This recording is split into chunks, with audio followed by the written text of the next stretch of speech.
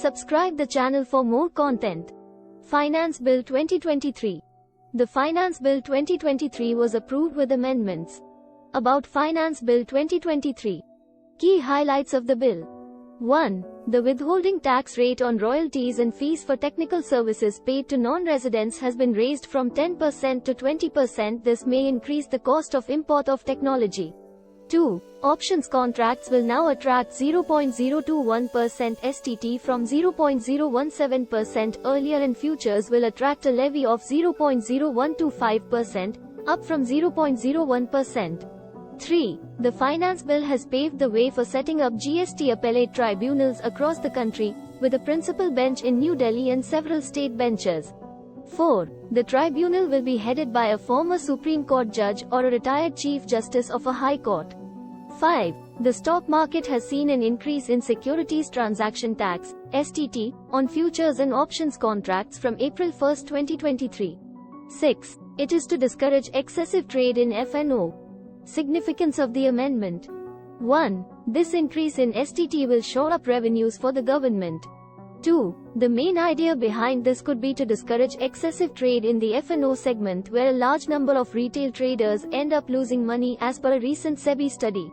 3. An incidental effect of this could be shifting the F&O trades to SGX, GIFT and other locations that do not attract such taxes for participants who have access to them. 4. REITs, Real Estate Investment Trusts, and InvITs, Infrastructure Investment Trusts. 5. The government has tweaked the budget proposal to tax distribution from business trusts as income from other sources. 6. Any amount received in excess of the issue price would be taxable as income. 7. The draft rules related to valuation shall be shared with the stakeholders for their input in April itself, and exclusions, currently provided to domestic venture capital funds etc., shall also be considered for similar overseas entities. 8. This will impact all mutual funds that offer schemes with nomenclatures such as conservative hybrid funds, that invest predominantly in debt but have an equity exposure of up to 35% in their portfolios.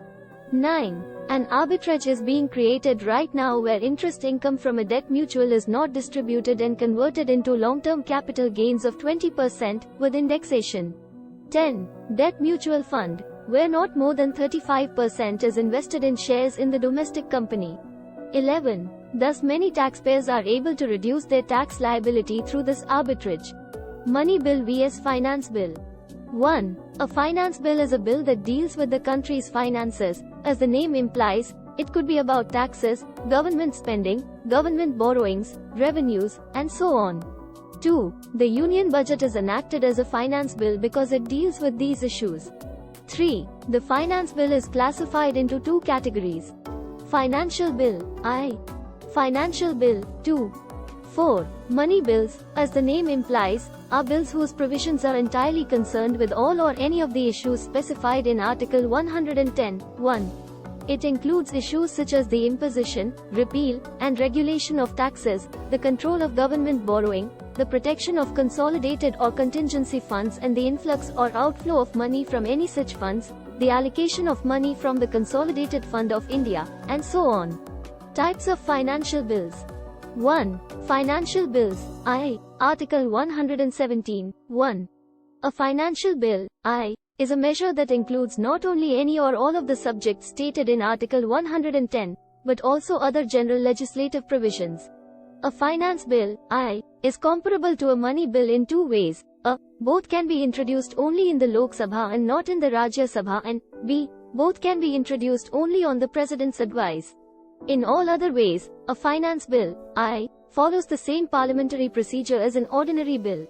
2. Financial bills, 2. Article 117(3). A financial bill, 2, has provisions affecting Consolidated Fund of India spending but does not include any of the items enumerated in Article 110. It is considered an ordinary bill and is subject to the same parliamentary procedure as an ordinary bill in all aspects. The single distinguishing element of this bill is that it cannot be enacted by either House of Parliament unless the President has requested that the measure be considered by that House. As a result, Finance Bill, 2, can be filed in either House of Parliament, and the President's approval is not required. In other words, the President's suggestion is not necessary at the introduction stage but is required during the consideration step. Either the House of Parliament has the option of rejecting or amending it. If the two houses disagree on such a law, the President might call a joint session of the two houses to break the stalemate. When the measure is given to the President, he can either grant his consent to it, withhold his assent to it, or return it to the houses for reconsideration.